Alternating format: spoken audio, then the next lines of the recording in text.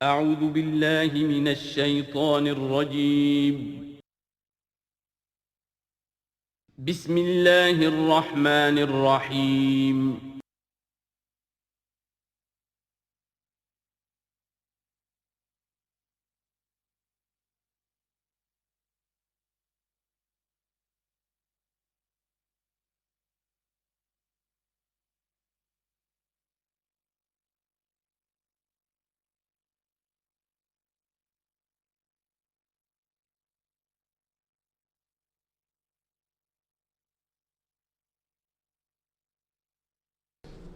الحمد للہ وکفیٰ والصلاة والسلام علی عبادہ الذین اصطفیٰ اما بعد فقد قال اللہ تبارک و تعالی کما ورد فی سورۃ محمد صلی اللہ علیہ وسلم اعوذ باللہ من الشیطان الرجیم بسم اللہ الرحمن الرحیم مثل الجنۃ التی وعد المتقون فیہا انہار من ماء غیر آسن وانہار من لبن لم یتغیر طعمہ وانہار من خمر لذۃ للشاربین وانہار من عسل مصفی ولہم فیہا من کل الثمرات ومغفرۃ من ربہم کمن ہوا خالد فی النار وسقوا ماء حمیما فقطع امعاءہم صدق اللہ العظیم۔ مثال اس جنت کی جس کا وعدہ کیا گیا ہے متقیوں سے، اس میں نہریں ہیں پانی کی جن میں کوئی بو نہیں، اور نہریں ہیں دودھ کی جس کا ذائقہ تبدیل نہیں ہوتا، وانہار من خمر، اور ایسی شراب کی نہریں کہ جو لذت والی ہے پینے والوں کے لیے، وانہار من عسل مصفی، اور نہریں ہیں ایسے شہد کی جس کو صاف کیا جا چکا ہو، جھاگ اتارا جا چکا ہو، وَلَهُمْ فِيهَا مِنْ كُلِّ الثَّمَرَاتِ، اور پھر مزید برآں ان کے لیے ہوں گے وہاں تمام میوے، تمام پھل، وَمَغْفِرَةٌ مِّن رَبِّكُمْ، اور مغفرت ہوگی ان کے رب کی طرف سے۔ بھلا یہ لوگ کمن ہوا خالد فی النار، بھلا وہ لوگ کہ جو ان جنتوں میں ہوں گے ان کے برابر ہو سکتے ہیں وہ کہ جو ہیں آگ میں، جو رہیں گے ہمیشہ آگ میں، وسقوا ماء حمیما، اور انہیں پینے کو دیا جائے گا کھولتا ہوا پانی، فقطع امعاءہم، جو ان کی انتڑیوں کو کاٹ کر رکھ دے گا۔ ومنہم من یستمع الیک، اب یہاں سے جو اصل مضمون اس سورہ مبارکہ کا ہے، جو میں پہلے عرض کر چکا ہوں کہ قتال سے جو طبیعت اب گھبرا رہی تھی کچھ لوگوں کی، خاص طور پر جن کے دلوں میں روک تھا، منافقت تھی، ان کی کیفیت ہے جو اس سورہ مبارکہ میں بڑی تفصیل سے آئے گی۔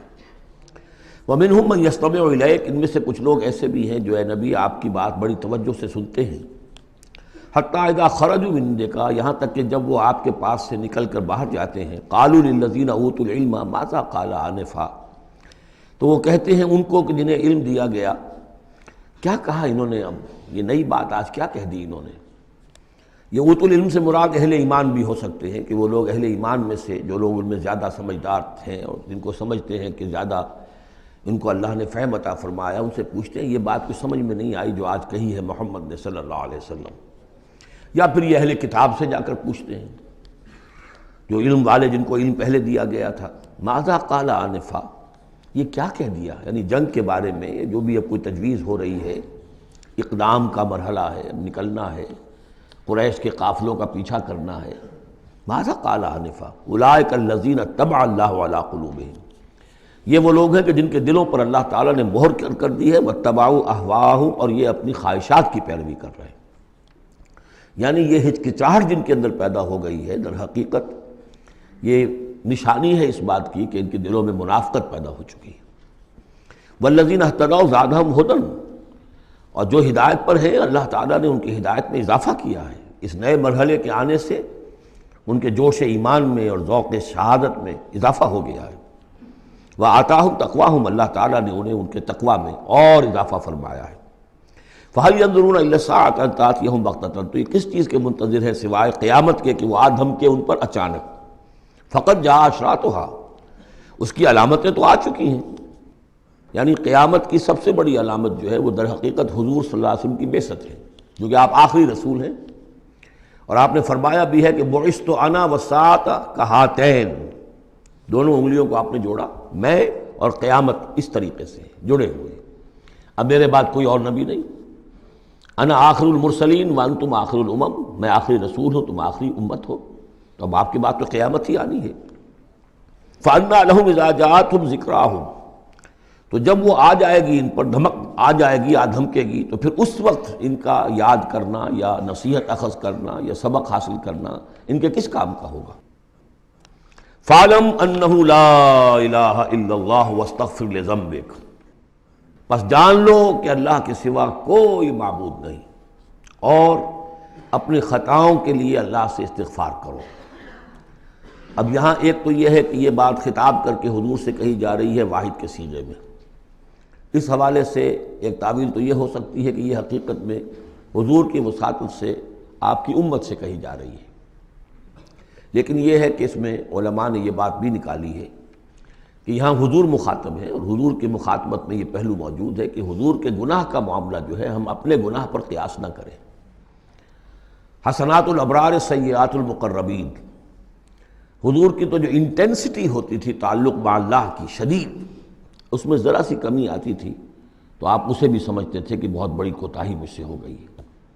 گویا کہ ہمارے لیے تو کہیں بمشکل کبھی اللہ تعالیٰ کی خصوصی عنایت سے طبیعت کے اندر انشراح ہو جائے تو یہ بہت بڑی نعمت ہے، اور حضور کے لیے وہ تو انشراح تو ہر وقت رہتا ہی تھا۔ اگر ذرا سا کہیں کسی مسئلے میں تھوڑی سی اس انشراح کی شدت میں کمی آ جائے تو آپ اسے بہت بڑی اپنی کوتاہی، بڑا گناہ سمجھتے تھے۔ ویسے میری ایک ذاتی رائے بھی ہے، وہ میں اگلی صورت میں آ کر اس بات کو پورے طور سے واضح کروں گا کہ یہاں حضور کی خطا سے مراد یہ ہے کہ جو بھی اس جد و جہد میں کہیں کوئی کوتاہی رہ گئی ہے، اور وہ کوتاہی اگر دوسرے مسلمانوں سے ہوئی ہے، تب بھی جیسا کہ آپ کو معلوم ہے کہ جنگ اگرچہ سب مل کر لڑتے ہیں، سپاہی بھی لڑتا ہے، لیکن یہ کہ صحرا بنتا ہے تو جو کمانڈر ہوتا ہے، سپہ سالار ہوتا ہے، فتح اس کے کھاتے میں جاتی ہے۔ اسی طریقے سے شکست ہو جائے تو شکست کا جو کلنک کا ٹیکہ ہے وہ بھی ظاہر بات ہے کہ سپہ سالار کے ماتھے پر لگے گا، چاہے اس میں غلطی کسی اور کی ہو جائے۔ اس اعتبار سے اگر کہیں کسی سے کوئی کوتاہی ہوئی ہے تو گویا کہ وہ حضور صلی اللہ علیہ وسلم کی جد و جہد ہونے کے اعتبار سے کہ آپ ہی کی قیادت میں ہو رہی ہے، تو اس جد و جہد کے اندر کہیں کوئی کوتاہی یا کمی جو ہے اس کا ذکر ہو رہا ہے۔ وَلِلْمُؤْمِنِينَ وَالْمُؤْمِنَاتِ، اے نبی آپ استغفار کیجئے اپنی خطا تقصیر کا بھی، اور اہل ایمان مردوں اور عورتوں کے لیے بھی۔ وَاللَّهُ يَعْلَمُ مُتَقَلَّبَكُمْ وَمَثْوَاكُمْ، اللہ خوب جانتا ہے کہاں تمہیں لوٹ کر جانا ہے، بازگشت تمہاری کہاں ہے، اور کہاں تمہارا اصل گھر ہے مستقل، تمہارا ٹھکانہ کہاں ہے، یعنی آخرت، بہشت۔ وَيَقُولُ الَّذِينَ آمَنُوا لَوْلَا نُزِّلَتْ سُورَةٌ، اور کہتے ہیں یہ لوگ جو ایمان کے دعوے دار ہیں کیوں نہیں کوئی سورت نازل ہوئی۔ یہ بہت اہم آیت ہے اس سورت کی، کہ اصل میں حضور نے جب وہ چھوٹی چھوٹی مہمیں بھیجنی شروع کر دی تھی، اس وقت تک کوئی ایسی صحیح آیت کہ اب اللہ کے راستے میں نکلو اور قتال کرو شاید نازل نہیں ہوئی۔ اذن کے درجے میں تو بات آ گئی کہ سورہ حج کے اندر آیت نازل ہو گئی تھی، لیکن سورہ حج کو بھی بعض حضرات چونکہ مدنی سمجھتے ہیں تو ہو سکتا ہے وہ بھی اس کے بعد نازل ہوئی ہو اگر وہ رائے صحیح ہو۔ باقی سورہ بقرہ کے اندر جو آیات آئی ہیں وہ بھی یہ ہے کہ جب وہ تم سے جنگ کریں، قاتلوا فی سبیل اللہ الذین یقاتلونکم، اور بظاہر ہجرت کے بعد ابتدا ابھی مکے والوں کی طرف سے نہیں ہوئی تھی، انیشیٹو حضور نے لیا ہے، چھوٹے چھوٹے دستے آپ نے بھیجنے شروع کر دیے، ان کا گھیراؤ گویا کہ آپ کر رہے ہیں۔ ایک تو پولیٹیکل آئسولیشن آف قریش، کہ جہاں بھی آپ گئے 4 مہموں میں تو آپ خود بھی تشریف لے گئے، 8 مہمات ہیں کل بدر سے پہلے، جن میں سے 4 میں آپ نے بھی شرکت فرمائی، اس لیے وہ غزوات کہلاتے ہیں۔ عام ہمارا خیال ہے کہ پہلا غزوہ جو ہے غزوہ بدر ہے، اس سے پہلے 8 ہیں مہمات، جن میں سے 4 سرایا ہیں جن میں حضور تشریف نہیں لے گئے، مسلمانوں کو آپ نے بھیجا، اور 4 غزوات ہیں۔ جہاں آپ گئے وہاں جا کر آپ نے وہاں کے قبیلے سے، اس علاقے میں جو قبیلہ آباد تھا اس سے آپ نے صلح کر لی۔ اب یا تو وہ پہلے حلیف تھا قریش کا، اب حلیف بن گیا وہ حضور کا صلی اللہ علیہ وسلم، یا یہ کہ نیوٹرل بن گیا، اس نے کہا کہ نہ ہم آپ کی مدد کریں گے قریش کے خلاف، نہ قریش کی مدد کریں گے آپ کے خلاف۔ نتیجہ یہ ہوا کہ پولیٹیکل جو انفلوئنس تھا، zone of influence, political influence Quraysh کا وہ کم ہو رہا ہے۔ پھر آپ نے قافلوں کا پیچھا کیا تو اس سے اندازہ ہوا کہ اب ان کی لائف لائن جو ہے، ان کی تو شہرت تھی وہ، اس کے اوپر آپ نے ہاتھ ڈالا۔ یہ چیزیں چونکہ آپ کی طرف سے ہوئی ہیں، اس وقت تک مکے والوں کی طرف سے جو بھی کچھ انہوں نے کیا، مکے میں ستایا، مارا پیٹا، وہ تھے اپنی جگہ۔ ہجرت کے بعد ان کی طرف سے کوئی اقدام نہیں ہوا۔ اس پر یہ لوگ جو تھے، جو ذرا اس جنگ وغیرہ سے اور اس معاملے سے اپرا رہے تھے، تو ان کو ایک دلیل ملی ہوئی تھی، وہ کہتے تھے لولا نزل سورۃ، کیوں نہیں کوئی سورت نازل ہو جاتی۔ یہ تو محمد صلی اللہ علیہ وسلم نے خود ہی اپنا ایک سلسلہ شروع کر دیا ہے اپنی ذاتی رائے سے۔ ان کا خیال ہوگا جیسے کوئی مہم جو انسان ہوتا ہے، تو شاید اسی طریقے سے اب یہ جو ہے مہم جو انسان بن گئے۔ لولا نزل سورۃ فاذا انزل سورۃ محکمۃ، پھر جب ایک محکم صورت نازل کر دی گئی، وذکر فیہا القتال، اور اس میں قتال کا حکم آ گیا۔ رأیت الذین فی قلوبہم مرض، تو اب تم دیکھو گے ان لوگوں کو کہ جن کے دلوں میں روگ ہے، ینظرون الیک نظر المغشی علیہ من الموت، اب آپ کی طرف ایسے دیکھیں گے جیسے وہ شخص دیکھتا ہے جس پر موت کی غشی طاری ہو رہی ہوتی ہے۔ دلیل ان کی ختم ہو گئی۔ اب وہ کہتے تھے کہ آیت اترے، کو قرآن نازل ہو جس سے معلوم ہو کہ اب قتال ہے، یہ اللہ کا حکم ہے۔ اسی لیے اسی آیت میں جو لفظ قتال آیا ہے، اسی کے حوالے سے اس سورت کا نام سورہ قتال بھی ہے۔ فَإِذَا أُنزِلَتْ سُورَةٌ مُحْكَمَةٌ وَذُكِرَ فِيهَا الْقِتَالُ رَأَيْتَ الَّذِينَ فِي قُلُوبِهِم مَرَضٌ يَنظُرُونَ إِلَيْكَ نَظَرَ الْمَغْشِيِّ عَلَيْهِ مِنَ الْمَوْتِ فَأَوْلَىٰ لَهُمْ، تو افسوس ہے ان پر، بربادی ہے ان کے لیے۔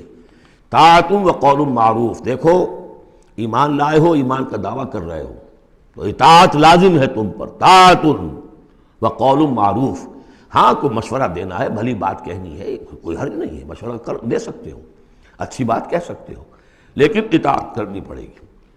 فَإِذَا عَزَمَ الْأَمْرُ، مشورے کے بعد جب فیصلہ ہو جائے، ایک بات طے ہو جائے، فَلَوْ صَدَقُوا اللَّهَ لَكَانَ خَيْرًا لَهُمْ، تو اب اگر انہوں نے جو وعدہ اللہ سے کیا ہوا تھا اور جو میثاق ایمان ان کا ہے، اس کو اگر یہ سچا کریں گے، ثابت ہوں گے سچے، تبھی ان کی خیریت ہے، تبھی ان کے لیے بہتری ہے۔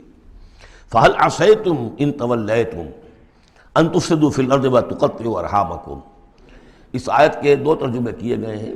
پہلے میں وہ ترجمہ کر رہا ہوں کہ جو شیخ الہند کا بھی ہے اور مجھے اسی سے اتفاق ہے، کہ تم ذرا سوچو، اگر جس حال میں اس وقت تم ہو، اگر تمہیں حکومت مل جائے، تم والی بن جاؤ، تمہیں یہاں اقتدار مل جائے اس جزیرہ نما عرب میں، تو تمہاری ابھی چونکہ پوری تربیت نہیں ہوئی ہے، خاص طور پر ظاہر بات ہے کہ جو انصار مدینہ تھے ابھی ایمان لائے تھے، ان کی تربیت تو نہیں ہوئی، ان میں ایک بڑی تعداد ایسے لوگوں کی بھی شامل تھی، آپ کو معلوم ہے کہ جو منافق تھے۔ آخر غزوہ احد میں 1/3 نفری جو ہے وہ نکل کر چلی گئی تھی، تو معلوم ہوا کہ اس میں اتنی بڑی تعداد میں منافق بھی تھے۔ اگر اس حال میں تمہیں کہیں حکومت مل جائے تو تم کیا کرو گے؟ تفسدوا فی الارض، زمین میں فساد مچاؤ گے، وتقطعوا ارحامکم، اور اپنے رحمی رشتے کاٹو گے۔ یہ بات سمجھنی چاہیے ان جماعتوں کو بھی کہ جو چاہے اپنے دارشت میں دین کے لیے اقتدار حاصل کرنا چاہتی ہیں، کہ ہم دین کو قائم کرنے کے لیے چاہتے ہیں کہ ہمارا غلبہ ہو، لیکن یہ کہ اگر وہ اپنے کارکنوں کی تربیت پر زور نہیں دیں گے، ان میں خلوص اور اخلاص اور للہیت، خالص اللہ کے لیے جو کرنا ہے اللہ کے لیے اور دین کے احکام کے مطابق، اگر ان جماعتوں کے کارکن جو ہیں وہ اس کی پوری تربیت یافتہ نہیں ہوں گے، تو ہو سکتا ہے کہ بجائے اگر انہیں کہیں اختیار مل جائے تو بجائے اصلاح کے اور فساد ہو جائے۔ اور پہلا فساد تو اس اعتبار سے کہ بہرحال وہ لوگ فاسق اور فاجر تھے، انہوں نے جو فساد مچایا سو مچایا، لیکن اگر دین کے نام پر کہیں فساد مچ جائے تو پھر دین بدنام ہو جائے گا۔ یہ ہے مضمون کہ جو یہاں اس آیت میں آیا ہے کہ ابھی تمہیں امتحانوں میں سے گزرنا پڑے گا، بھٹیوں میں سے نکلو گے تب تم زرے خالص بنو گے اور کندن بنو گے۔ ایک ترجمہ یہ کیا گیا ہے ان تولیتم، مطلب اگر تم منہ موڑ لو گے، قتال نہیں کرو گے، تو اس کا نتیجہ یہ نکلے گا کہ زمین میں فساد ہوگا اور تم اپنے رحمی رشتے قطع کرو گے۔ لیکن میرے نزدیک پہلا مضمون، یہ ترجمہ میں آپ کو پڑھ کر سنا رہا ہوں، شیخ الہند کا ہے۔ پھر تم سے یہ بھی توقع ہے کہ اگر تم کو حکومت مل جائے تو خرابی ڈالو ملک میں اور قطع کرو اپنی قرابتیں، مجھے اسی سے اتفاق ہے۔ اولئک الذین لعنہم اللہ فاصمہم واعمی ابصارہم، یہ وہ لوگ ہیں کہ جن پر اللہ تعالیٰ نے لعنت کی ہے اور انہیں بہرا بھی کر دیا ہے اور ان کی نگاہوں کو اندھا کر دیا ہے۔ افلا یتدبرون القرآن ام علی قلوب اقفالها، کیا یہ قرآن پر تدبر نہیں کرتے؟ قرآن پر تدبر کریں، اس کے بین السطور بھی تو پڑھیں۔ غلبہ دین کی جد و جہد میں یہ سارے مراحل آنے والے ہیں، یہ تو ان سے پہلے کہہ دیا گیا تھا، سورہ عنکبوت میں آ چکا تھا۔ احسب الناس ان یترکوا ان یقولوا آمنا وهم لا یفتنون، کیا لوگوں نے یہ سمجھا تھا کہ صرف یہ کہنے سے کہ ہم ایمان لائے انہیں چھوڑ دیا جائے گا اور بخش دیا جائے گا اور انہیں آزمایا نہیں جائے گا؟ وَلَقَدْ فَتَنَّا الَّذِينَ مِن قَبْلِهِمْ فَلَيَعْلَمَنَّ اللَّهُ الَّذِينَ صَدَقُوا وَلَيَعْلَمَنَّ الْكَاذِبِينَ، ہم نے تو ہمیشہ جو بھی ان سے پہلے تھے ان کو بھی آزمایا ہے، اور اللہ تو صاف کھول دے گا، واضح کر دے گا کہ کون حقیقت میں سچے مومن ہیں اور کون جھوٹ موٹ کے مومن بنے ہوئے ہیں۔ اور اسی صورت میں آگے بھی آ گیا فَلَيَعْلَمَنَّ اللَّهُ الَّذِينَ آمَنُوا وَلَيَعْلَمَنَّ الْمُنَافِقِينَ، اللہ تو بالکل دودھ کا دودھ پانی کا پانی جدا کر دے گا کہ اللہ تعالیٰ کھول دے گا کہ کون واقعی مومن اور کون منافق ہے۔ تو کیا یہ لوگ قرآن پر تدبر نہیں کرتے یا ان کے دلوں پر قفل پڑ چکے ہیں؟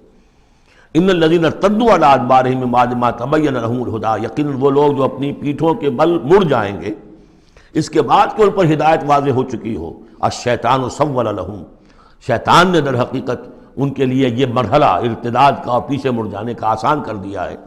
وَأَمْلَى لَهُمْ، اور ان کو بڑی طول عمل کے اندر پھنسا دیا ہے، لمبے لمبے ان کی امیدیں ہیں دنیا کے اندر۔ ظاہر بات ہے دنیا میں بڑے بڑے نقشے بنا رکھے ہیں، تو اب یہ میدان جنگ میں جاتے ہوئے تو انسان کترائے گا۔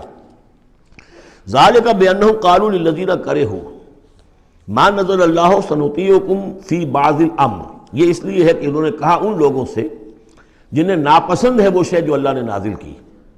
اللہ نے قرآن نازل کیا، یہ ناپسند کس کو تھا؟ قریش کو تھا، کفار کو اور یہود کو۔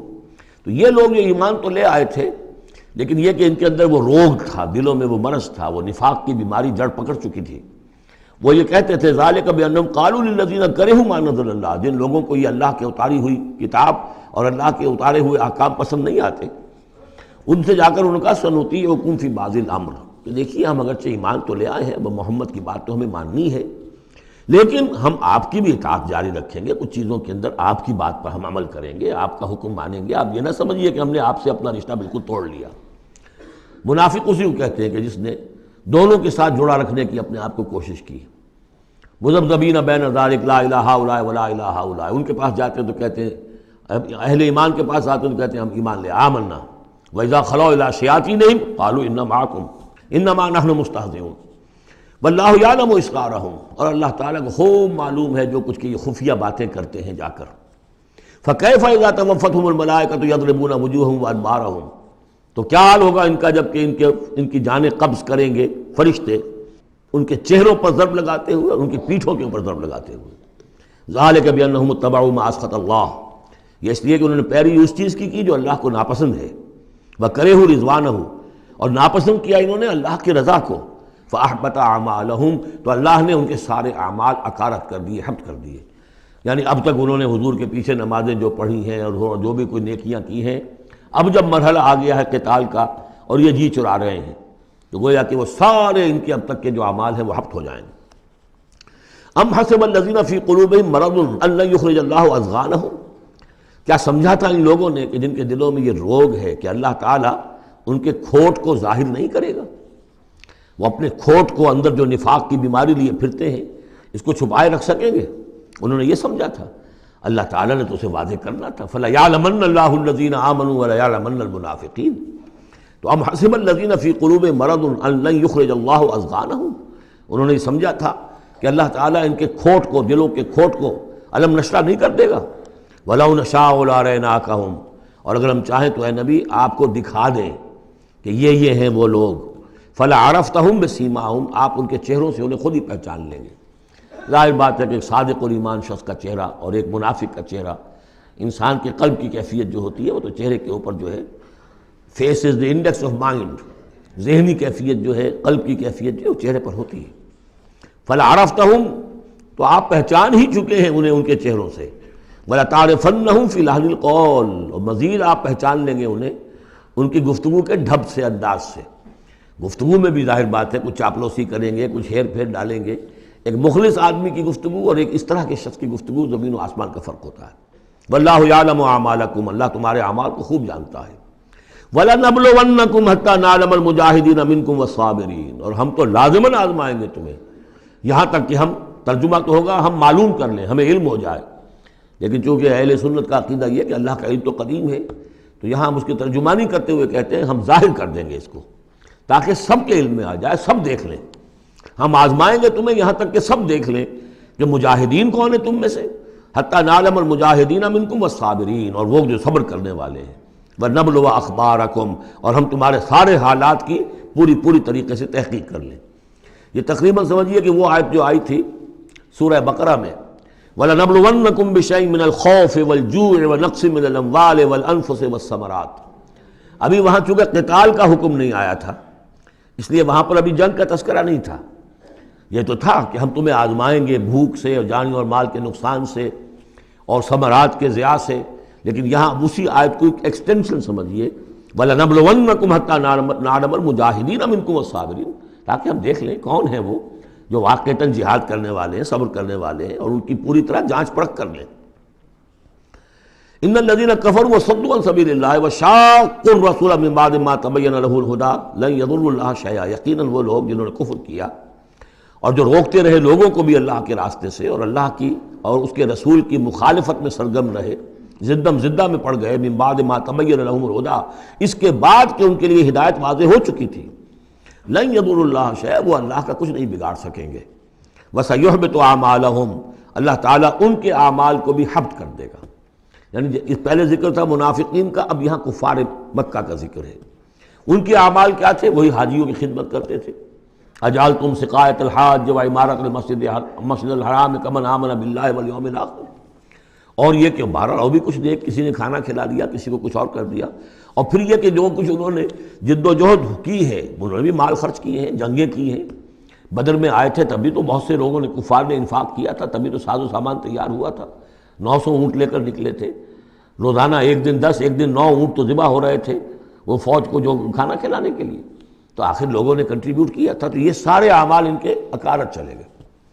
یا ایھا الذین آمنوا اطیعوا اللہ واطیعوا الرسول ولا تبطلوا اعمالکم، اے اہل ایمان اللہ کی اطاعت کرو اور اس کے رسول کی اطاعت کرو، لا تبطلوا اعمال، اپنے اعمال ضائع نہ کرا بیٹھنا۔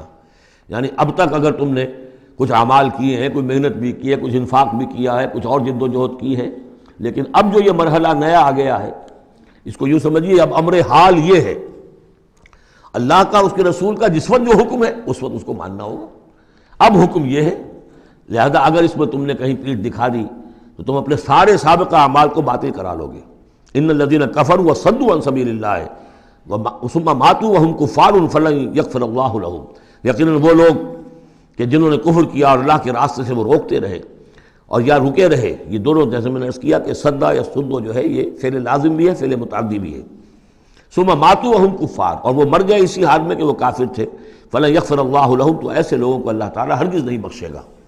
فلا تہنوا، تو اے مسلمانوں تم ڈھیلے نہ پڑو، بودے پن کا مظاہرہ نہ کرو، وتدعوا الی السلم، سیدھا سلم میں، اور تم جو اب یہ کہہ رہے ہو صلح کی بات ہونی چاہیے اور سلامتی کی بات ہونی چاہیے اور خام خواہ کی لڑائی جھگڑا جو ہے اس سے کیا حاصل ہے، یہ جو تم کر رہے ہو یہ نہ کرو۔ فلا تہنوا وتدعوا الی السلم، بلکہ اب جو مرحلہ آ گیا ہے اب تو سرفروشی کا مرحلہ آ گیا ہے، وانتم الاعلون، اور گھبراؤ نہیں، تم ہی سب سے اونچے رہو گے، سربلند رہو گے، غالب ہوگے۔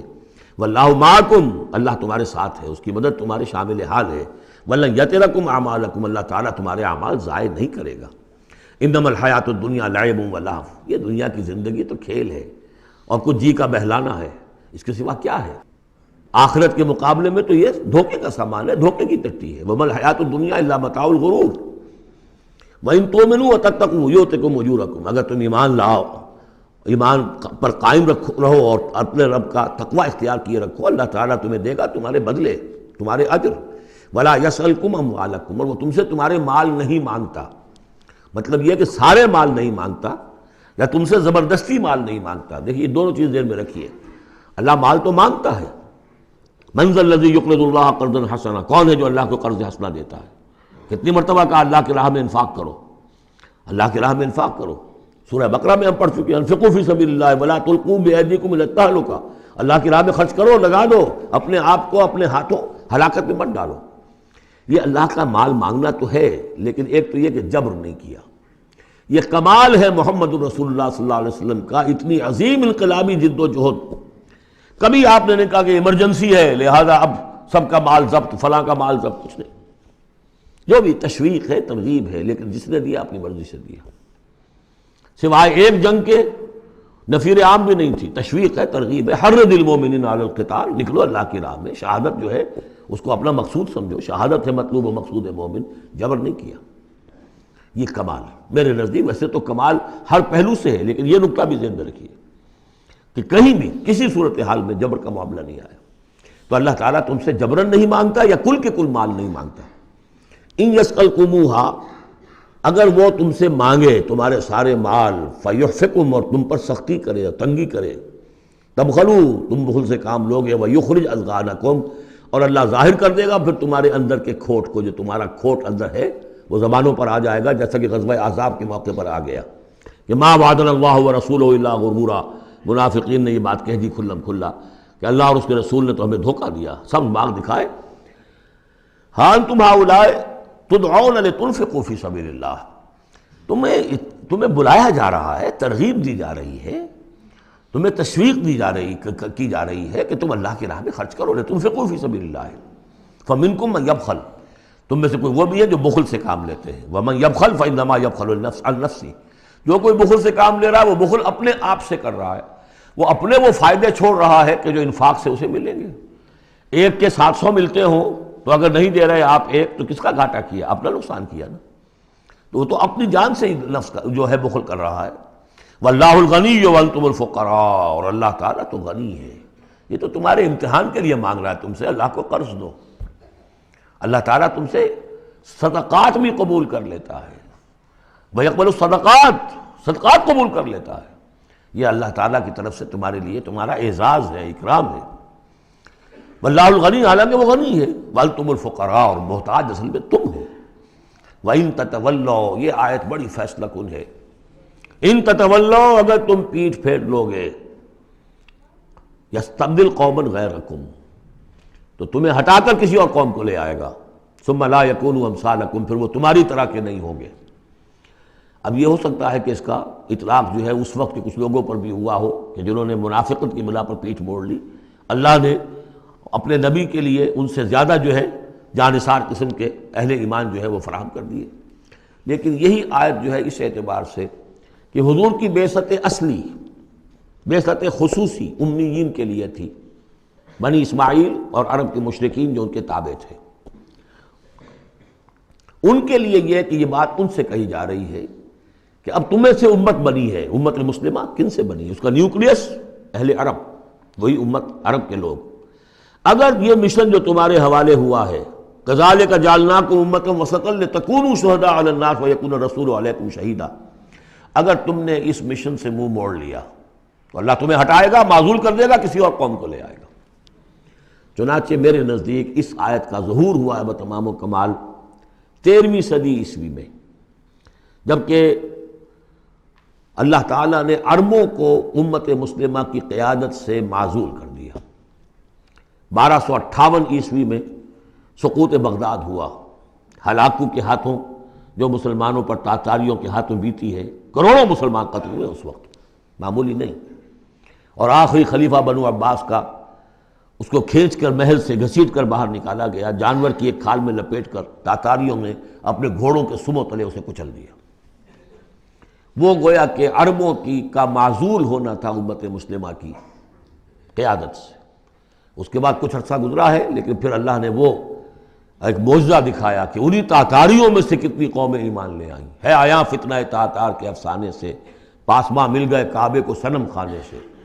پھر وہی تاتاری تھے جن میں سے ترکان تیموری نکل آئے، ترکان صفوی نکل آئے، ترکان سلجوقی ان سے بھی پہلے آ چکے تھے، اور ترکان عثمانی، پھر گریٹ آٹومان امپائر، پھر خلافت بھی اللہ نے پھر وہاں منتقل کر دی۔ 400 برس کا خلافت جو ہے وہ بھی ترکان عثمانی کے پاس رہی۔ ان تتولوا یستبدل قوما غیرکم ثم لا یکونوا امثالکم، صدق اللہ العظیم۔ سورۃ الفتح، تمہیدی باتیں میں پہلے عرض کر چکا ہوں۔ یہ سورہ مبارکہ نازل ہوئی ہے صلح حدیبیہ کے بعد۔ اس کی جو تاریخی پس منظر ہے صرف یہ چند جملے کفایت کریں گے۔ سن 5 میں غزوہ احزاب کے بعد یہ حضور نے صحابہ سے کہہ دیا تھا کہ اب قریش میں وہ دم نہیں رہا کہ اب دوبارہ وہ تم پر چڑھ کر آئیں اور حملہ کریں۔ لن تغزوکم قریش بعد عامکم ھذا ولکنکم تغزونہم، اب انیشیٹو تمہاری طرف سے ہوگا۔ وہ انیشیٹو حضور نے لیا ہے سن 6 میں۔ آپ نے عمرے کا احرام باندھا، اور آپ کے ساتھ 1400، عام طور پر زیادہ بیان ہوتا ہے لیکن بعض روایات میں 1800 صحابہ احرام باندھ کر چلے کہ ہم عمرہ کرنے جا رہے ہیں۔ یہ گویا کہ ایک ٹیسٹ تھا کہ اب قریش کرتے کیا ہیں۔ آپ احرام کے لیے اپنی منزل بمنزل کرتے ہوئے پہنچ گئے حدیبیہ تک، وہی جگہ جہاں پر کہ پھر صلح ہوئی۔ ادھر قریش کے لیے جو ہے ان کی جان پر بن گئی۔ پہلی بات تو یہ کہ ان کی روایات کے خلاف تھا کہ کوئی آئے عمرے کی نیت سے اور ان کو روک دے، یہ عرب کی روایت نہیں تھی۔ دوسرا یہ کہ اب اگر آنے دیتے ہیں اور مسلمان دندناتے ہوئے آئیں اس شہر کے اندر عمرہ کریں تو گویا کہ ان کی شکست ہو گئی۔ تو وہاں پر جو بھی ہوا تفصیلات کا تو موقع نہیں ہے۔ ایک طرف تو وہ تلے ہوئے تھے کہ جنگ کریں گے، اور جب حضرت عثمان کو حضور نے بھیجا ہے کچھ سلسلہ جنبانی کے لیے، وہاں ان کو روک لیا گیا، خبر مشہور ہو گئی کہ انہیں شہید کر دیا گیا۔ پھر حضور نے بیعت لی، وہ بیعت علی الموت کہلاتی ہے، بیعت علی لا نفر یا بیعت علی الموت، اور اس کا نام ہے بیعت رضوان۔ ایک درخت کے نیچے آپ تشریف فرما ہوئے اور سب نے آ کر آپ سے بیعت کی کہ اب یہاں جانیں دے دیں گے اپنی، سب ہم یہاں پر مرنے کے لیے تیار ہیں، جانیں قربان کر دیں گے، یہاں سے واپس نہیں جائیں گے۔ جب وہاں یہ خبریں پہنچی اور انہوں نے کچھ اور اندازہ کر لیا تھا کہ یہ تو بڑے سرفرے لوگ معلوم ہو رہے ہیں، ان میں سے کوئی جو ہے بھاگنے والا نظر نہیں آتا یہاں سے، تو پھر یہ ہے کہ وہ مجبور ہو گئے کہ اب کو صلح کریں۔ پھر صلح ہوئی، صلح حدیبیہ، لیکن وہ بڑی ان ایکول صلح تھی، اس میں مسلمانوں کے لیے ہیوملیشن تھی، اس لیے کہ یہ طے کر لیا گیا اس میں کہ اگر کوئی مسلمان مدینے سے واپس آئے مکے تو اسے مکے والے واپس نہیں کریں گے، لیکن اگر کوئی مکے سے مدینے جائے گا تو واپس کرنا ہوگا۔ اور وہاں پر ہو بھی یہ گیا۔ ابو جندل صحابی تھے جن کو کہ اسی نے جو کہ وہاں سے صلح کے لیے گفت و شنید کرنے کے لیے آیا تھا، سہیل بن عمرو، اس کا ہی بیٹا عین اس وقت وہ پہنچ گیا، لیکن صلح کے وہ کاغذات لکھے جا چکے تھے۔ اس نے واویلا مچایا، مسلمانوں مجھے پھر قصائیوں کے حوالے کر رہے۔ حضور نے فرمایا کہ اب ابو جندل تم صبر کرو، جو وعدہ ہم کر چکے ہیں ہمیں اس کی پابندی کرنی ہے۔ بہرحال اس کو حضور نے، اگرچہ صحابہ تو اس درجے دلگیر تھے کہ ہم یہ دم کر صلح کیوں کر رہے ہیں، حضرت عمر رضی اللہ تعالیٰ عنہ سے تو بہرحال یہ بھی کہہ دیجئے کہ زیادہ قرب جو انہیں حاصل تھا حضور سے، اس کی بنا پر ان کی یہ ہمت ہو گئی کہ آپ نے وہ سوال جواب بھی کر لیا جس پر آپ پھر ساری عمر پچھتاتے رہے۔ کہ آپ نے پوچھا کہ کیا ہم حق پر نہیں ہیں؟ حضور نے فرمایا ہاں ہم حق پر ہیں۔ کیا آپ اللہ کے رسول نہیں ہیں؟ آپ نے مسکرا کر جواب دیا ہاں میں اللہ کا رسول ہوں۔ تو پھر ہم یہ کیوں دم کر صلح کر رہے ہیں؟ آپ نے فرمایا کہ میں وہی کر رہا ہوں جو اللہ نے مجھے حکم دیا۔ بس اتنی سی بات تھی جس پر ساری عمر پچھتائے۔ لیکن یہ بات حضرت علی نے بھی کر دی اس درجے میں کہ جب وہ صلح نامہ لکھا گیا، حضور ڈکٹیٹ کرا رہے تھے، حضرت علی کاتب تھے، لکھ رہے تھے، تو اب حضور نے فرمایا یہ صلح نامہ ہے، لکھو محمد رسول اللہ اور قریش کے مابین۔ وہ سہیل بن عمرو نے اعتراض کر دیا کہ نہیں، یہ اگر ہم اس پہ لکھیں گے ظاہر بات ہے صلح نامے پر تو دونوں فریقوں کے دستخط ہوتے ہیں، تو میں دستخط کروں گا تو میں تو آپ کو اللہ کا رسول نہیں مانتا، ورنہ اس عبارت کی روح سے جب اس کے نیچے میرا بھی دستخط آئیں گے تو گویا میں نے مان لیا۔ تو حضور نے اس پر بھی مسکرا کر کہا کہ تم مانو نہ مانو میں اللہ کا رسول ہوں، لیکن اے علی مٹا دو یہ رسول اللہ کے لفظ، مٹا دو، وہاں سے لکھ دو یہ معاہدہ ہے محمد ابن عبداللہ اور قریش کے مابین۔ حضرت علی نے کہا کہ حضور یہ میں نہیں کر سکتا، میں اپنے ہاتھ سے آپ کے نام کے ساتھ لکھے ہوئے الفاظ، اب دیکھیے اگرچہ حکم تو یہ ہے کہ الامر فوق الادب، لیکن یہ کہ یہ جو بھی کچھ ہوا ہے تو یہ ہوا غیرت دینی، حمیت دینی کی وجہ سے۔ حضرت علی نے بھی کیا، حضرت عمر نے بھی کیا، دونوں کے طرز عمل میں کوئی فرق نہیں۔ لیکن بہرحال اس کے بعد جو ہے صلح ہوئی ہے، اور مسلمانوں کے دل اگرچہ اس پہ بہت ہی رنجیدہ تھے، اور یہ بات بھی بڑی عجیب تھی کہ وہیں احرام کھول دیے گئے، وہیں قربانی کے جانور جو ہیں، تو اب اس پر جو ہے یہ آیت صورت اتری ہے، اور پہلا لفظ یہ ہے انا فتحنا لک فتحا مبینا، مسلمانوں کی دلجوئی کے لیے کہ تم جسے سمجھ رہے ہو کہ دب کر صلح کی ہے، حقیقت حال کے اعتبار سے تو اے محمد ہم نے آپ کو بڑی روشن فتح عطا فرمائی۔ آج ہم اسے انٹرپریٹ کر سکتے ہیں روشن فتح کس اعتبار سے کہ ٹریٹی کے معنی یہ ہے کہ مصالحت کی صلح ہوتی ہے دو فریقوں کے درمیان جو ایک دوسرے کو ریکگنائز کریں۔ اس کا مطلب یہ ہے کہ قریش نے ریکگنائز کر لیا that Muhammad is a power to reckon with، اور یہ بہت بڑی بات ہے، قریش نے تسلیم کیا، اور تسلیم کرنا جو ہے یہ اللہ تعالیٰ کی طرف سے فتح عظیم ہے۔ انا فتحنا لک فتحا مبینا لیغفر لک اللہ ما تقدم من ذنبک وما تاخر۔ اب دیکھیے ذنب کا لفظ یہاں پھر دوبارہ آ گیا، تاکہ اللہ تعالیٰ بخش دے آپ کو جو پچھلے ہوئی آپ کی کوئی کوتاہیاں یا گناہ یا جو بعد میں ہوئی، وَيُتِمَّ نِعْمَتَهُ جو پیچھے رہے گناہ ان کو بھی بخش دے، وَيُتِمَّ نِعْمَتَهُ عَلَيْكَ اور تاکہ اللہ تعالیٰ اپنی نعمت کا اتمام فرما دے آپ پر، وَيَهْدِيَكَ صِرَاطًا مُسْتَقِيمًا اور آپ کو ہدایت دے سیدھے راہ کی طرف۔ اب یہ ہے پھر ایک اشکال پیدا ہوتا ہے کہ حضور صلی اللہ علیہ وسلم تو پہلے ہی سیدھی راہ پر ہیں، پھر یہ کہ تمام اہل ایمان حضور کے ساتھ سیدھی راہ پر چلے آ رہے ہیں، اور سیدھی راہ پر چلتے ہوئے اب اہل ایمان کو بھی، حضرت ابوبکر کو بھی آپ کے ساتھ چلتے ہوئے کتنے برس ہو گئے؟ 18 برس ہو گئے، تو اب ان کے معنی کیا ہو گئے؟ تو اس پہ بہت سی بحثیں ہیں، یہ تو اب میں تفسیر میں نہیں جا سکتا۔ میری توجہ وہی ہے جو میں اس سے پہلے سورہ محمد میں کر چکا ہوں ضم کی، کہ یہ جو جد و جہد ہوئی ہے اس میں اگر کہیں کوئی خامی کوتاہی کسی کی طرف سے ہوئی ہے، چاہے وہ کسی اور مسلمان کی طرف سے ہوئی ہے، صاحب ایمان کی طرف سے ہوئی ہے، غلطی ہوئی ہے، خطا ہوئی ہے، ان سب کی اب اللہ تعالیٰ تلافی فرما دے گا۔ یہ فتح مبین جو ہے وہ ان سب کو کور کر جائے گی، اور یہدیہ کا صراط مستقیم، اب آپ کی یہ جد و جہد بالکل سیدھی تیر کی طرح اپنے ہدف کی طرف بڑھے گی۔ اب اس میں کوئی جو ہے تزلزل نہیں ہوگا، بلکہ آپ کی یہ جد و جہد، اللہ کے دین کی اقامت کی جد و جہد اور اللہ کی حکومت قائم کرنے کی جد و جہد جو ہے سیدھی اپنے ہدف کی طرف بڑھتی چلی جائے گی۔ چنانچہ یتم نعمتہ، وہ تو ہم پڑھ چکے ہیں، الیوم اکملت لکم دینکم واتممت علیکم نعمتی ورضیت لکم الاسلام دینا۔ تو دین کا اتمام ایک تو اس شکل میں کہ قرآن میں دین مکمل ہو جائے، شریعت پوری ہو گئی، لیکن اس سے تکمیل نہیں ہوتی اس معنی میں جب تک اس کی ایک عملی ڈیمانسٹریشن بھی مکمل نہ ہو۔ عملی ڈیمانسٹریشن مکمل ہوتی ہے جب اللہ کی حکومت بالفعل قائم ہو جائے۔ تو اتمام نعمت جو ہے وہ صرف کتاب کے اندر اس شریعت کا پورا بیان ہو جانا اور نظام کا آ جانا، اس سے وہ اتمام بتمام و کمال نہیں ہوتا جب تک کہ اس کی ایک نشانی، اس کا ایک نمونہ جو ہے، اس کی ایک صورت لوگوں کے سامنے نہ آ جائے، آئیڈیل فارم اس کی جو ہے وہ سامنے نہ آ جائے، اس کا نمونہ سامنے آ جائے۔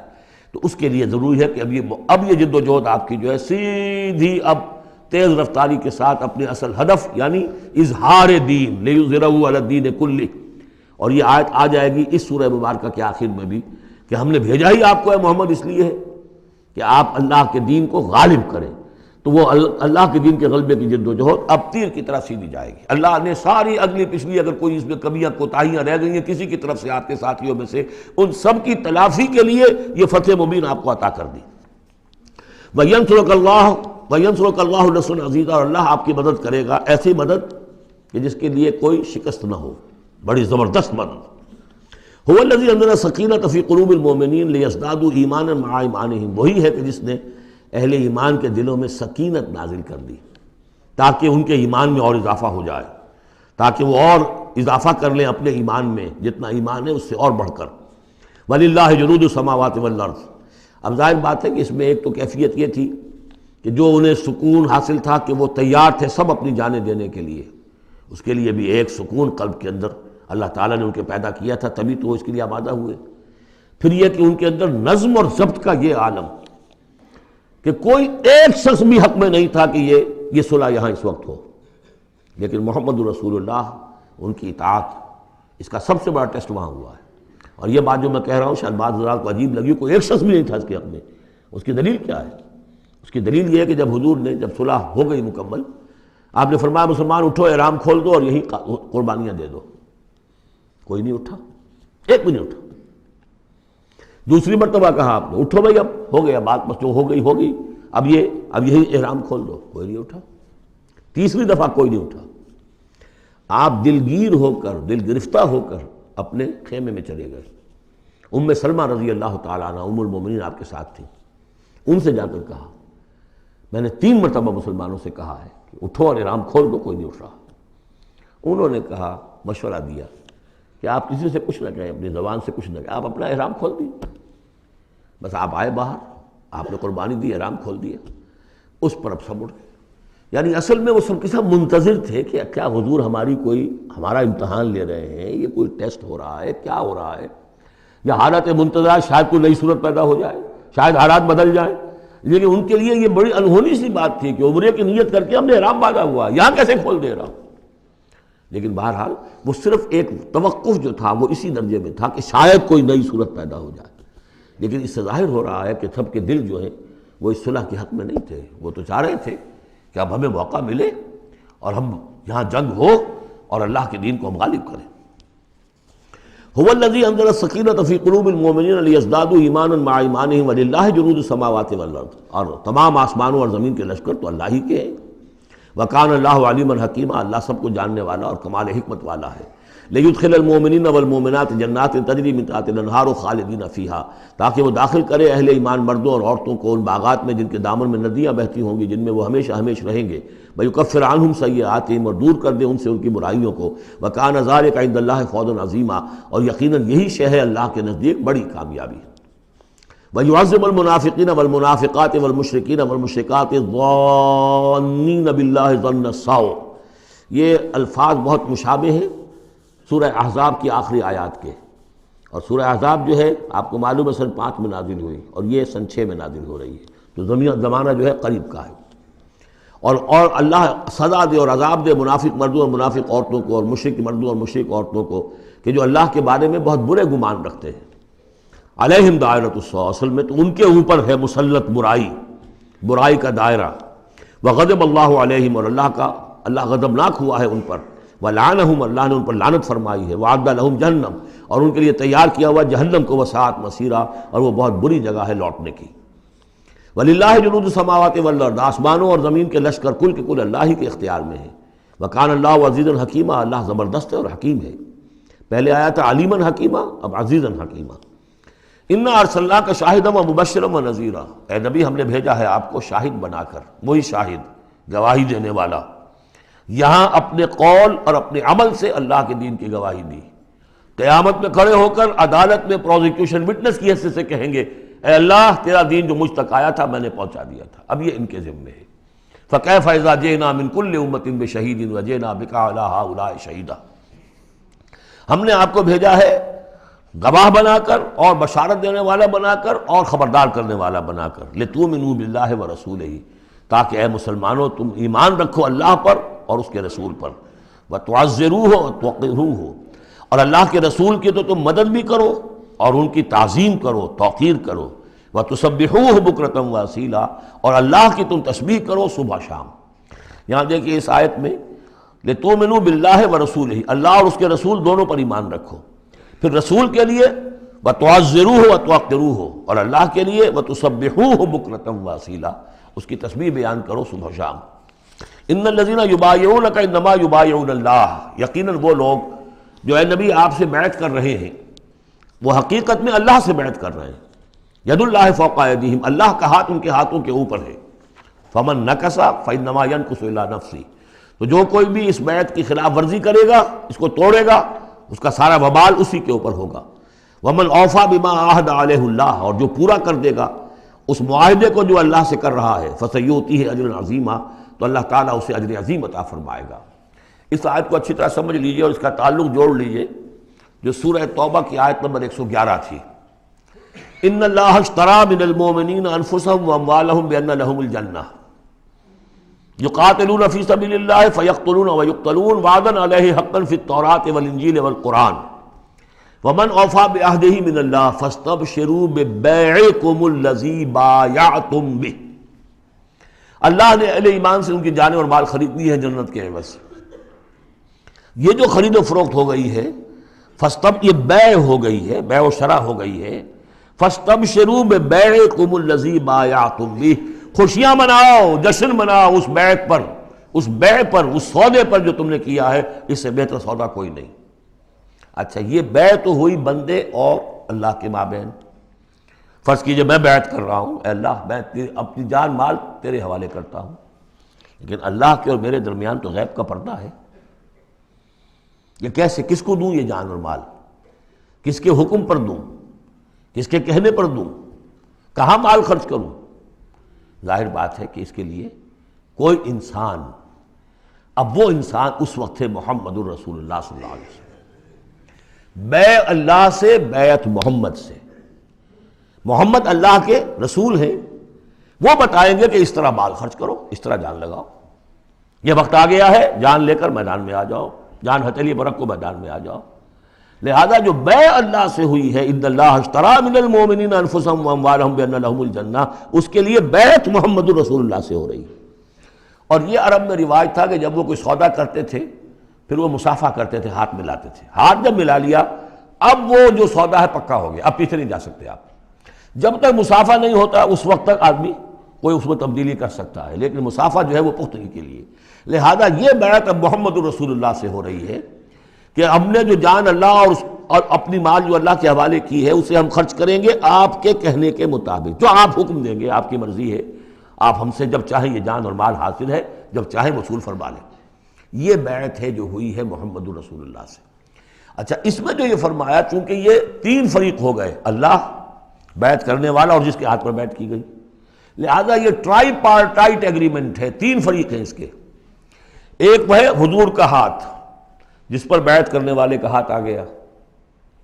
اللہ نے فرمایا ایک تیسرا ہاتھ بھی ہے، وہ تمہیں نظر نہیں آ رہا، ید اللہ فوق ایدیہم، اللہ کا ہاتھ ان کے ہاتھوں کے اوپر ہے۔ تو یہ تین ہاتھ ہیں در حقیقت اس بیعت کے اندر، اس بیعت کے اندر۔ ان الذین یبایعونک انما یبایعون اللہ، اصل میں تو بیعت اور بیعت جو ہو رہی ہے تو اللہ سے ہو رہی ہے۔ فاستبشروا ببیعکم الذی بایعتم بہ، باب مفاعلہ کے اندر بھی وہ آ گیا، تم نے جو باہمی یہ کیا ہے بیع و شراء کا معاملہ، اس میں خوشیاں مناؤ، وہی باب مفاعلہ ہے، وہ یبایعونک، ان الذین یبایعونک، اے نبی جو آپ سے یہ بیعت کر رہے ہیں، انما یبایعون اللہ، وہ اللہ سے بیعت کر رہے ہیں۔ ید اللہ فوق ایدیہم، اللہ کا ہاتھ ان کے ہاتھوں کے اوپر ہے۔ فمن نکث فانما ینکث علی نفسہ، تو جو کوئی بھی اب اس سے روگردانی کرے گا، اسے توڑے گا، اس کی خلاف ورزی کرے گا، اس کا وبال اسی پر آئے گا، آپ پر اس کا کوئی الزام نہیں۔ ومن اوفی بما عہد علیہ اللہ فسیؤتیہ اجرا عظیما، اور جو بھی پورا کر دے گا جس کا کہ اس نے وعدہ اللہ سے کیا ہے، یہ معاہدہ اللہ سے ہوا جان اور مال کا۔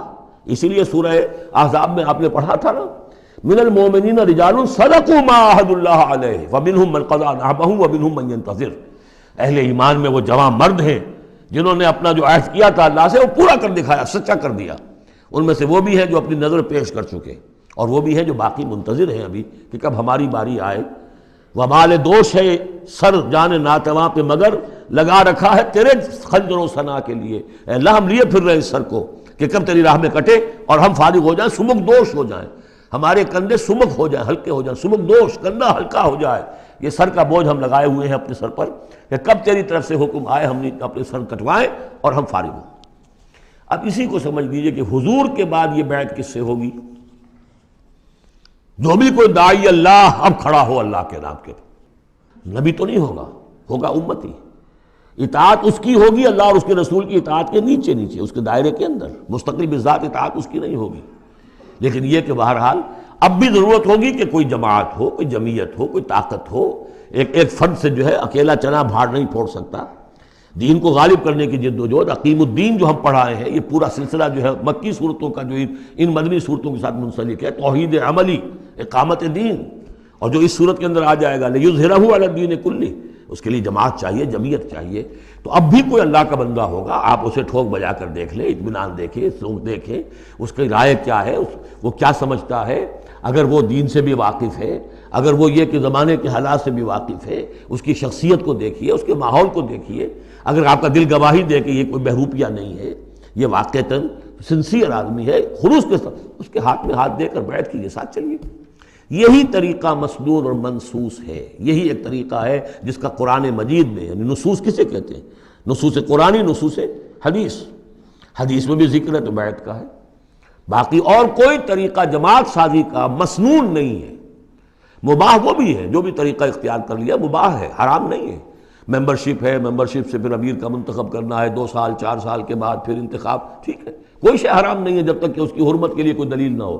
لیکن مسنون اور منصوص اور معصور، تین الفاظ۔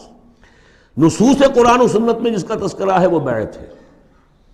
جو مسنون ہے پوری زندگی حضور کی جو ہے اس میں کتنی بیعتیں ہوئی ہیں، بیعت عقبہ اولیٰ، بیعت عقبہ ثانیہ، بیعت رضوان، اور پھر یہ کہ نحن الذین بایعوا محمدا علی الجہاد ما بقینا ابدا۔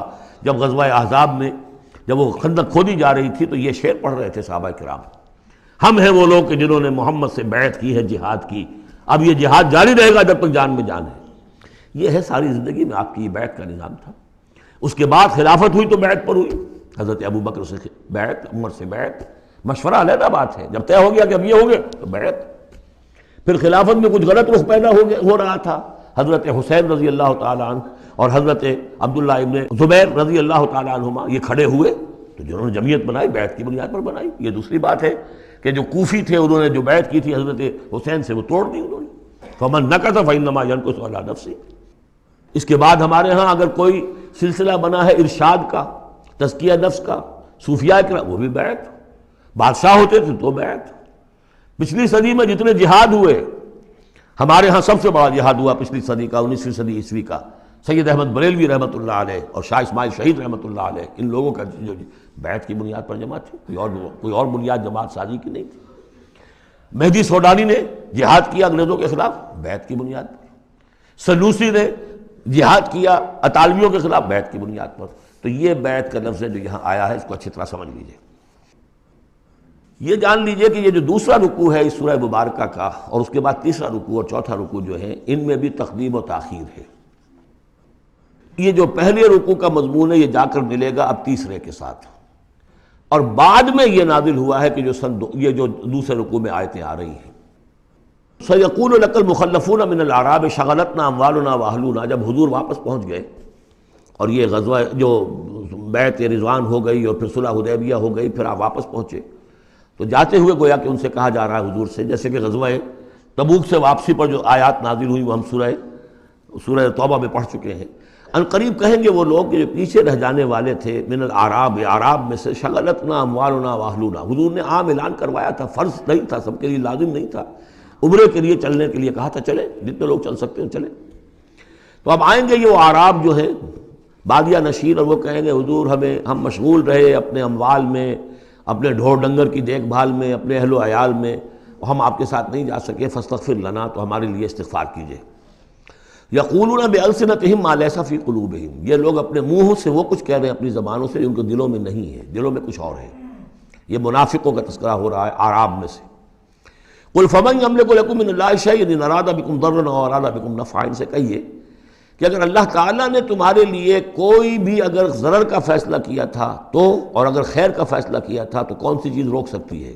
من یملک لکم من اللہ شیئا، کون ہے وہ کہ جو اختیار رکھتا ہو تمہارے بارے میں اللہ کی طرف سے کچھ بھی، اگر اس نے ارادہ کیا ہو ضرر کا، یعنی اگر کوئی خرابی ہونی تھی تو کیا تمہارے یہاں ہونے کی وجہ سے رک جانی تھی؟ یا اگر خیر کوئی آنا تھا تو تمہاری غیر موجودگی میں نہیں آ سکتا تھا؟ یعنی پیچھے رہ جانا چاہیے معنی دار، کیوں رہ گئے؟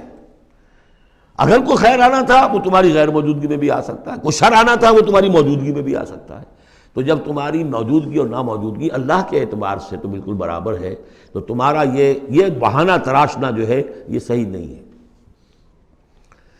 بل کان اللہ بما تعملون خبیرا، بلکہ تم جو کچھ کرتے رہے ہو اللہ اس سے باخبر ہے۔ وہ کیا ہے؟ اب ان کے دل کی بات اللہ تعالیٰ، ان کے دل میں جو چور تھا، بل ظننتم، تمہیں یہ گمان ہو گیا تھا، ان لن ينقلب الرسول والمؤمنون الى اہلہم ابدا، ان کو یہ گمان ہوا کہ ان کا تو معلوم ہوتا ہے کہ واقعتاً کوئی دماغ خراب ہو گیا مسلمانوں کا، قریش پر چڑھائی کر کے جا رہے ہیں، قریش، یہ تو سمجھیے کہ ان کے لیے ابھی تک عرب میں جو ان کی حیثیت تھی قریش کی، وہ سمجھتے تھے کہ اب تو یہ موت کے منہ میں جا رہے ہیں، اب یہ واپس ان میں سے کوئی آنے والا نہیں ہے۔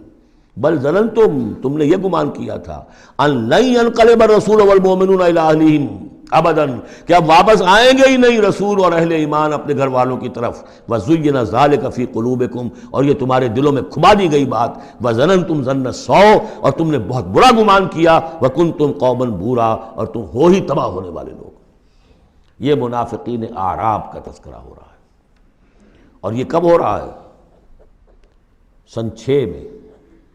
سن 2 کے اندر جو معاملہ تھا وہ بھی ہم دیکھ چکے ہیں، وہ جو سورہ محمد کے اندر آیا معاملہ، جبکہ ابھی یہ مرحلہ شروع ہو رہا تھا، ابھی قتال کا سلسلہ شروع ہونے والا تھا، اس وقت بھی ان کے دلوں میں صلح جوئی، امن سے کام کرو، صلح سے کام کرو، یہ خامخواہ جو ہے یہ اس طرح کی مہم جوئی مناسب نہیں ہے، اس وقت ان کا یہ خیال تھا۔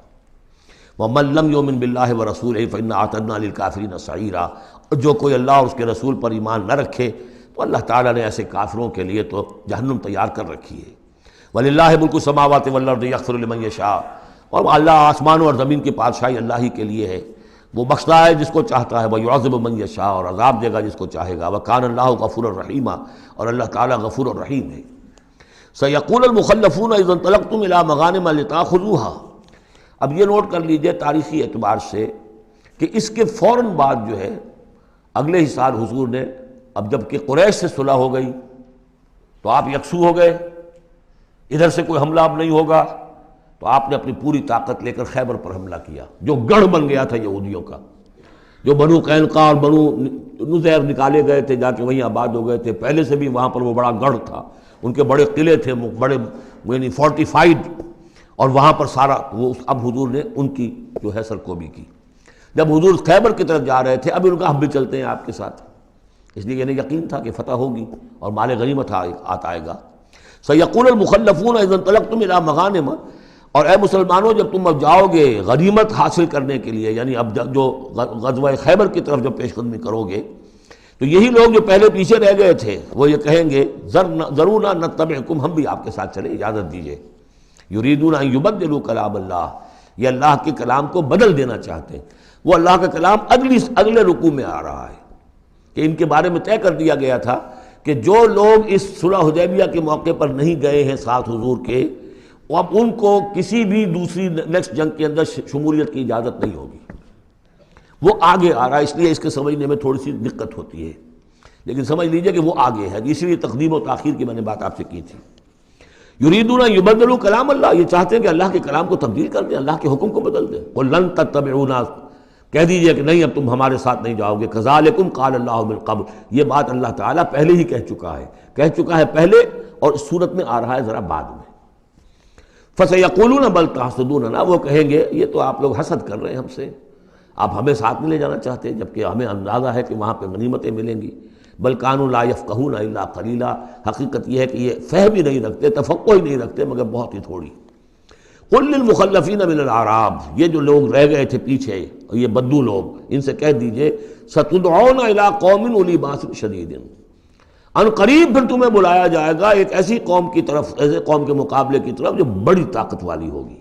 تو قاتلونہم او یسلمون، یا تم ان سے قتال کرو گے یا وہ مسلمان ہوں گے اور یا وہ اطاعت قبول کریں گے۔ اس سے ہے اشارہ در حقیقت جو نیا سلسلہ جنگوں کا اب شروع ہونے والا تھا، اور وہ تھا سلطنت روما کے خلاف غزوہ موطا۔ اب اندرون ملک عرب کا معاملہ جو تھا وہ ختم ہوا، اب تو اصل جو معاملہ پیش آنا ہے وہ انقلاب محمدی کا بین الاقوامی مرحلہ ہے، تصدیر الانقلاب، انقلاب کو اب آگے ایکسپورٹ کرنا ہے، اور اب ٹکراؤ ہونے والا ہے جس کی پیشگی خبر دی جا رہی ہے سلطنت روما کے ساتھ، جہاں سٹینڈنگ آرمیز تھی لاکھوں کی، یہ رومن لیجنز مشہور ہیں تاریخ کے اندر، غرق آہن اور ٹرینڈ۔